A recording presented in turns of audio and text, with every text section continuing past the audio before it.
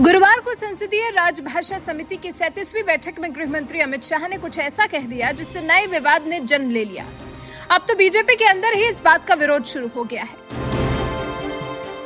पहले तमिलनाडु में डीएमके और उसके बाद एआईएडीएमके ने भी गृह मंत्री अमित शाह के बयान का विरोध किया।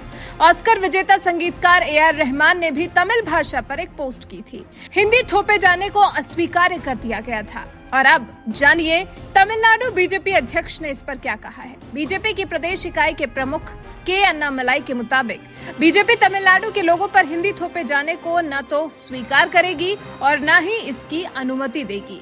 हिंदी भाषा सीखने और किसी के भारतीय होने को साबित करने के लिए बाध्यकारी स्थिति नहीं है। तमिल का स्थान हिंदी या किसी अन्य भाषा को देना अस्वीकार्य है। अन्नामलाई ने आगे कहा, रोजगार या आजीविका के लिए कोई व्यक्ति हिंदी या अन्य भाषा सीख सकता है। कोई भी व्यक्ति क्षेत्रीय भाषा में अध्ययन कर सकता है।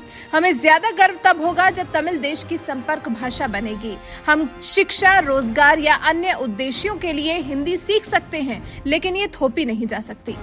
फिर इस विवाद पर केंद्रीय मंत्री पोन राधाकृष्णन का भी बयान सामने आया। उन्होंने कहा, किसी भाषा से नफरत करने की जरूरत नहीं है, लेकिन तमिल का स्थान हिंदी या किसी अन्य भाषा को देना अस्वीकार्य है।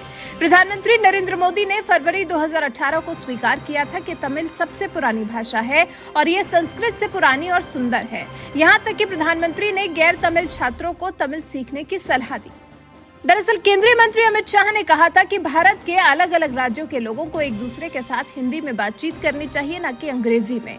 गृह मंत्री ने बताया था कि प्रधानमंत्री नरेंद्र मोदी ने फैसला किया है कि सरकार चलाने का माध्यम राजभाषा होनी चाहिए और इससे निश्चित रूप से हिंदी की अहमियत बढ़ेगी। अब वक्त आ गया है कि राजभाषा को हमारे देश की एकता का अहम हिस्सा बनाया जाए। ऐसे राज्यों के लोग जो अलग अलग भाषाएं बोलते हैं वो आपस में बात करते हैं, तो ये बातचीत भारत की भाषा में होनी चाहिए। और ये पहला मौका नहीं था जब गृह मंत्री अमित शाह ने इस तरह की बात की हो। इससे पहले भी गृह मंत्री अमित शाह ने पूरे देश की एक भाषा हिंदी होने की बात कही थी, तब भी अमित शाह की बात का विरोध हुआ था। साल 2019 में गृह मंत्री अमित शाह ने ट्वीट किया था, लिखा था, आज देश को एकता के दौर में बांधने का काम अगर कोई एक भाषा कर सकती है तो वो सबसे ज्यादा बोले जाने वाली भाषा हिंदी ही है। तो सवाल है कि क्या 2019 की तरह इस बार भी विरोध होगा और फिर इस बार विरोध के बावजूद इसको आगे बढ़ाया जाएगा। और अब तो बीजेपी के अंदर ही गृह मंत्री अमित शाह की बात को अस्वीकार कर दिया गया है। इसके थोपे जाने पर आपत्ति दर्ज करा दी गई है। वैसे इस पर आपकी क्या राय है, कमेंट कर हमें जरूर बताएं।